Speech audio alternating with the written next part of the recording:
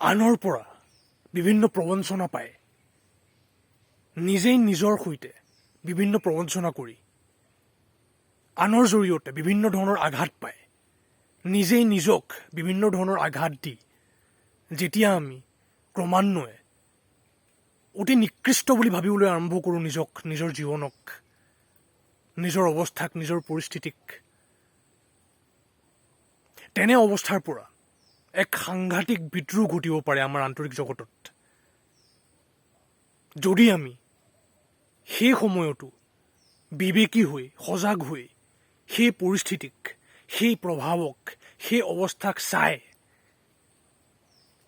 এক সঠিক আত্মজ্ঞানৰ যাত্ৰা আৰম্ভ কৰিবলৈ সৎ সাহস গোটাব পাৰোঁ। কাৰণ তেনে এক অৱস্থাৰ পৰাহে আত্মজ্ঞানৰ এক প্ৰকৃত যাত্ৰা আৰম্ভ হ'ব পাৰে। আৰু সেই যাত্ৰা ইমান উৎকৃষ্ট হ'ব পাৰে যেন সেই নিকৃষ্টতাৰ গহ্বৰৰ পৰা আমাক ক্ৰমান্বয়ে বিবেকী উত্থানৰ দিশে লৈ যাব পাৰে।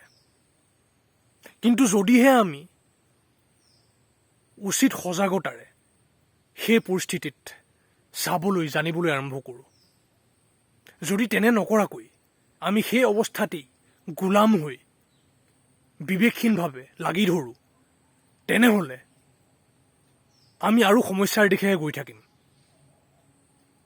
বুজিব লাগিব আমি জীৱনৰ অতিকৈ নিকৃষ্ট যেন লগা অৱস্থাত থাকিও বা থাকিহে সঠিক অৰ্থত প্ৰকৃত উত্থানৰ দিশে গতি কৰিবলৈ এক সম্ভাৱনা দেখা পাব পাৰি। আৰু সেই সম্ভাৱনাৰ ভিত্তিত উচিত পদক্ষেপ লৈ সাৰ্থকতাৰ দিশে গতি কৰিব পাৰি। যদি তেনে নকৰোঁ আৰু সেই অৱস্থাতেই লাগি ধৰোঁ গোলাম হৈ, আৰু হানি হৈ গৈ থাকে, বুজিব লাগিব আমি